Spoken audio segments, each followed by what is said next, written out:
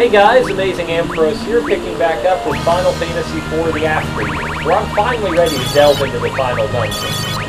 Though, before I go in, I am going to use all of my remaining permanent stat boosting items. The thinking behind this is pretty straightforward. I already have my final party locked in from the last segment, so from here on out, every resource I have in the game needs to be applied to make this party succeed to the greatest extent possible. As per the exact balance of why I'm using the items as I am, I'm using all of the HP items on Kain and all of the MP items on Porom. The thinking with Kain is that I have a short-term benefit and a long-term benefit from doing it this way. The short-term benefit is that Kain needs to survive on the front line right now, and as mighty as Kain is, he's only a level 21 character. The long-term thought is that Kain is going to be my most durable character at the end of the game. So increasing his HP by 300 is actually giving me a single character who's more durable than any character I would otherwise have. The thinking might not immediately be intuitive, but a lot of times in JRPGs, when you have permanent boosting items, rather than giving them to the weakest characters, it's smarter to give it to the strongest characters. So you'll have a single character who's stronger than anyone you could have, and you can overcome challenges that you couldn't overcome at all with your previous level of power.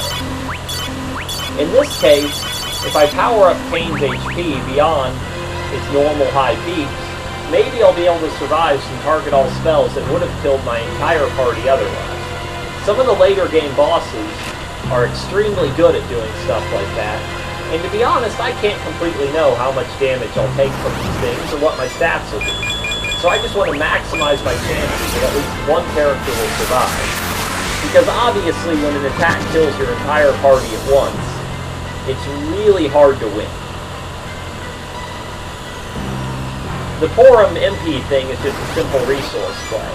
As you probably can already see, Porom's doing a pretty good job of keeping my party alive, even though she's only at level 15. Giving her more MP just stretches how long everyone lives. And that's really more useful than anywhere else I could put the MP. Though I was seriously tempted to give it to Kain too, just because Kain is so MP poor right now, yet he's the only character in my party with the powerful haste and blink stuff. But Porom will get him eventually, and when she does, I'll be happier she's the one with the MP.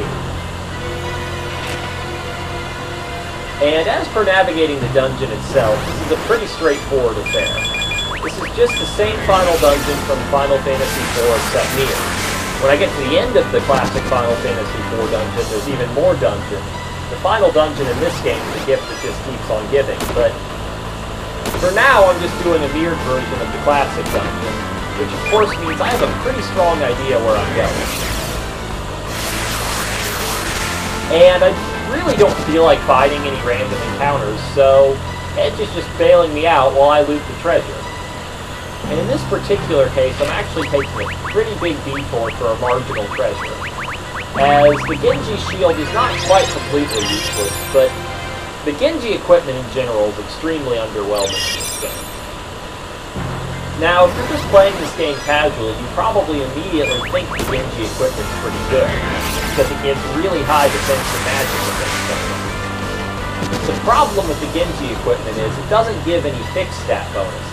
Like the Black Belt key gives you a bunch of strength, or the Black Cowl gives you speed. The Genji equipment gives you nothing like that, and those fixed stat bonuses are actually really powerful. So the fact that it doesn't give anything like that is really a downer. Speaking of downers, Porom does not yet have Asuna, so I'm going to be relying on items to deal with those little inconveniences like getting poisoned here. And Porom not having Asuna is a particular inconvenience when it comes to the next boss, but luckily he's not too dangerous with any parties, so I should be able to handle him just fine. The main threat he has, since I don't have Asuna, is he sure could waste an awful lot of my time.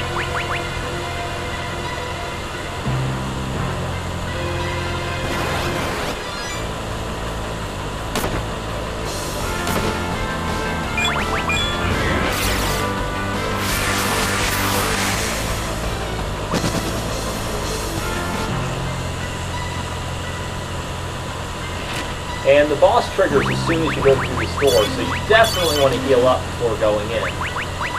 And you're also going to see there's kind of a formula to bosses in here. You approach a crystal, your party spreads out, you hear a bunch of lines that are specific per character, so if you do the endgame multiple times, you can actually see a whole lot of different stuff. And then, for the first half of the final dungeon, you're fighting bosses from classic Final Fantasy IV. In this case, we're fighting the captain of the guard, Baigan, who wasn't a dangerous boss in the first game, and not a whole lot's changed since. If you throw a spider silk, you immediately just slashes off it. And from there you'll want Kain to immediately throw a blink on Porom, because she's extremely fragile without it. And then Golbez casts Firaga, which will always prompt Baigan to put a reflect on himself.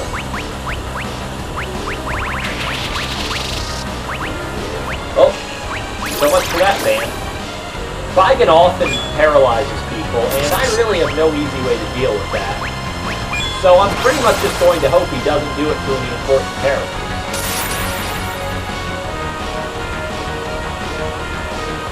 And until that reflect wears off, Golbez can do nothing for me, so I'm just going to kind of hang out with him. As soon as that reflect goes down, this boss is going to eat another Firaga. And that is certainly one way to cure paralysis. Summoning the dragon here is a little bit of a risky play because it will get rid of his arms. And he constantly regenerates the arms if both are down, but overall I feel like it's worth it.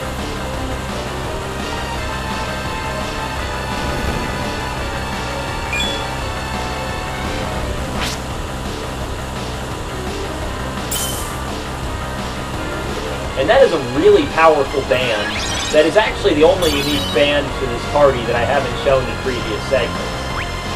Hopefully I'll be able to make good use of it going forward. And speaking of hopefully this reflect is about to wear off. There it goes. Does Firaga beat the dragon? Yes, it does. That was a huge gamble I just took. Because obviously, if the dragon had come out first, I would have been in a lot of trouble.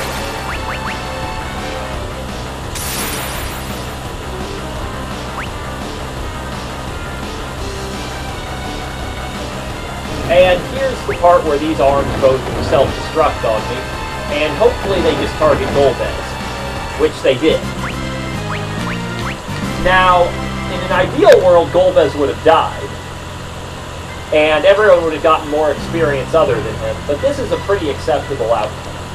The main thing you want to make sure of is that your low-level characters keep getting experience. Porom actually double-leveled, Edge gained a level there, and Rydia gained a level, and Edge and Kain are really close. Throughout the next couple of boss fights, my low-level characters are going to catch up really fast. And here we're going to see a little scene. This is another part of the Final Dungeons formula. Whenever you reach a save point, you see a scene focusing on a couple of characters who may or may not be in your in-game party. In this case, we're going to see Theodore and Ursula get to bond, which is nice because they never met each other in the main story.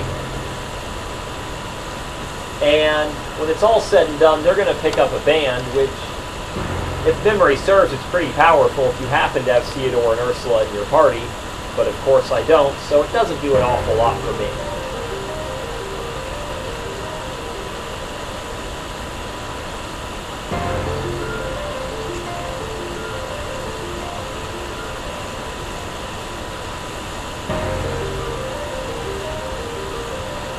This is actually a really weird conversation.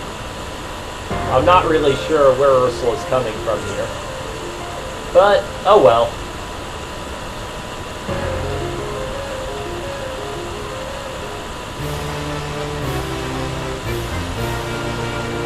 And if you didn't transfer Yang's Tail, you get a completely different conversation there with Theodore and Sid, but you don't get a ban for it. But, that aside, I'm actually going to break segment here. And I'll see you next time when I tackle another segment of Subterranean and hopefully another boss.